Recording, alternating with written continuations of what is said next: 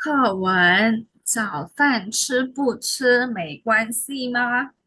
小王是一家公司的职员，从上大学那一天起，他就把早饭给戒了。原因很简单，早饭吃不吃没关系，而且不吃早饭既节省了时间，又能保持体型。还能节省出时间睡一会儿懒觉。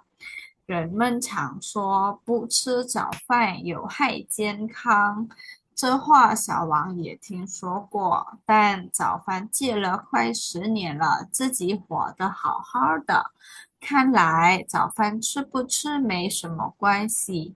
记者就小王的问题询问了一位营养学家，这位专家认为中国人的早饭应该来一次革命。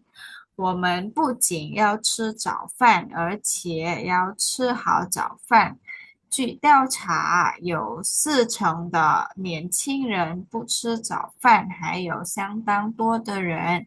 早饭结构不合理。这位营养学家给记者分析了吃早饭的重要性。早饭营养一般占全天营养的1/3以上。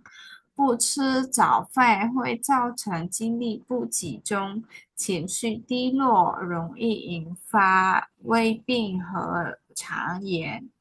影响智力和寿命。真没想到，一顿小小的早饭竟然这么重要。总之，早饭关系到人一生的健康。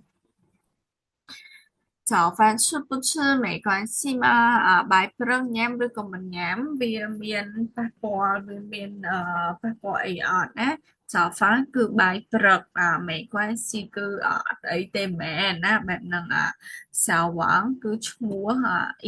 是一家公司的职员小王គឺជាបុគ្គលិកនៅក្នុងក្រុមហ៊ុនមួយណា职员សំដៅលើបុគ្គលិកក្រុមហ៊ុននឹងឯង公司គឺគ្រប់ក្រុមហ៊ុន一家គឺមានន័យថាជាឯកតាណា从上大学那一天起ចាប់តាំងពីថ្ងៃដែលចូលរៀននៅសាកលវិទ្យាល័យមកណា上大学គឺសាកលវិទ្យាល័យ他就把早饭给戒了គាត់បានគាត់ក៏បានបញ្ឈប់ញ៉ាំបាយព្រឹកណាជាគឺផ្ដាច់ណាឬក៏បញ្ឈប់នឹងឯង原因很简单ហេតុផលគឺងាយគឺងាយស្រួលណាស់原因គឺហេតុផលណា简单ងាយស្រួល早饭吃不吃没关系បាយព្រឹកញ៉ាំឬក៏មិនញ៉ាំគឺមិនអីទេ没关系គឺមិនអីទេ而且不吃早饭ម្យ៉ាងណាមួយមិនញ៉ាំបាយព្រឹក既节省了钱មិនថាមិនថែមទាំងបានសន្សំនឹងប្រាក់ផងដែរណា节省គឺសន្សំសំចៃ又能保持体型ហើយក៏អាចរក្សារាងបានដែរ保持គឺរក្សា体型សម្រាប់លើរាងនឹងឯងណា还能节省出时间睡一会儿懒觉ហើយក៏អាចសន្សំពេលវេលាគេងបានយូរតិចដែរ睡一会儿懒觉懒觉គឺគេងខ្ជិលគេអត់ងើបនឹងណា人们常说មនុស្សតែងតែនិយាយថាឆាងគឺឧស្សាហ៍ណា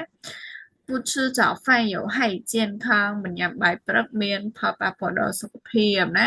有害គឺមានផលប៉ះពាល់នឹងឯង健康គឺសុខភាព这话小王也听说过ពាក្យនេះ小王ក៏ធ្លាប់ឮដែរណា听说过គឺធ្លាប់ឮ但早饭戒了快10年了ប៉ុន្តែបាយព្រឹកនឹងបានផ្ដាច់ប្រហែលជា10ឆ្នាំហើយណា快គឺចិត្ត自己活得好好的ខ្លួនឯងហ្នឹងគឺរស់នៅដោយល្អនៅឡើយទេ活得好好活得គឺរស់នៅល្អនៅឡើយណា看来早饭吃不吃没什么关系មើលទៅបាយព្រឹកនឹងញ៉ាំឬក៏អត់គឺអត់មានអីទេ看来គឺតាមដែលមើលទៅ记者就小王的问题询问了一位营养专家啊ចឹងអ្នកកសែតហ្នឹងគឺគាត់សួរនៅបញ្ហារបស់សៅហ្វងហ្នឹងទៅលើទៅដល់នៅអ្នកជំនាញខាងប្រូតេអ៊ីនហ្នឹងណាអ្នកហ្នឹងណាអឺ记者គឺអ្នកកសែតណា问题គឺបញ្ហា询问គឺសួរឬក៏សាកសួរ营养专家គឺអ្នកជំនាញខាងគេហៅថាសហភាពចិញ្ចឹមនៅក្នុងរាងកាយយើងហ្នឹងណា这位专家认为អ្នកជំនាញមួយហ្នឹងគឺគាត់គឺគាត់ប្រាប់មកថាអញ្ចឹងណាគឺគាត់យល់ឲ្យយោបល់មកថាចឹងទៅណា中国人的早饭应该来一次革命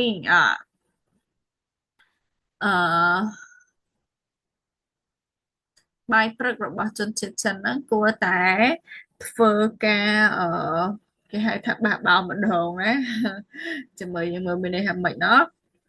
中国人គឺជនជាតិចិនហ្នឹងឯងណា应该គួរតែ来一次ដាក់ម្ដង革命គឺការបះបោណា我们不仅要吃早饭ពួកយើងមិនត្រឹមតែត្រូវញ៉ាំបាយព្រឹកទេ不仅មិនត្រឹមតែ而且要吃好早饭ថែមទាំងត្រូវញ៉ាំឲ្យល្អទៀតណា据调查，当的加斯拉奇里有40%的年轻人不吃早饭មាន40%នៃ年轻人គឺក្មេងៗណាយុវវ័យហ្នឹងមិនញ៉ាំបាយព្រឹកទេ40%ហ្នឹងគឺគេហៅថាសាក់យើងអាចហៅថា40%ទៅសម្រាប់យើងបកប្រែងាយយល់ណា还有相当多人早饭结构不合理ថែមទាំងមានមនុស្សជាច្រើនទៀតដែលការញ៉ាំបាយហ្នឹងគឺគេហៅថាstructure ជាគោលហ្នឹងណានៃការញ៉ាំបាយព្រឹកហ្នឹងគឺវាមិនសមហេតុផលទេ相当多គឺមានន័យថាច្រើនគួរសមណាជាគោលគឺstructure នឹងឯង不合理មិនសមហេតុផល这位营养学家给记者分析了早饭的重要性អញ្ចឹង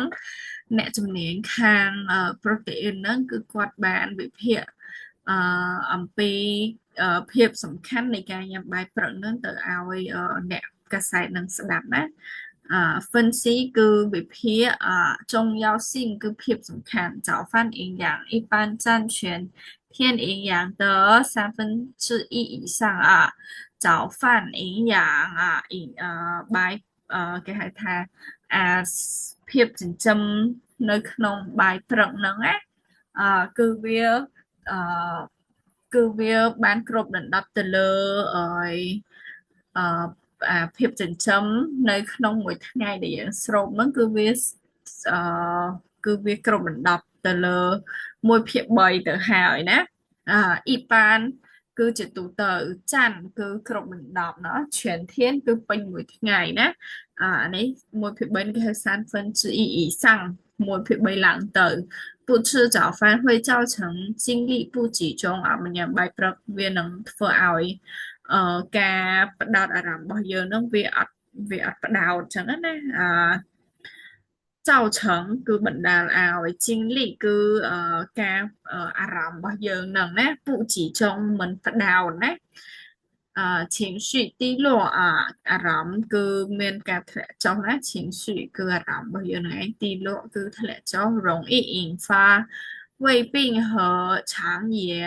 ងាយនឹងធ្វើឲ្យមានបញ្ហាឈឺមានបញ្ហាក្រពះនិងពោះវៀនណានិងអាលៀកពោះវៀនរងអ៊ីគឺងាយស្រួលអ៊ីងហ្វាធ្វើឲ្យកាត់ឡើង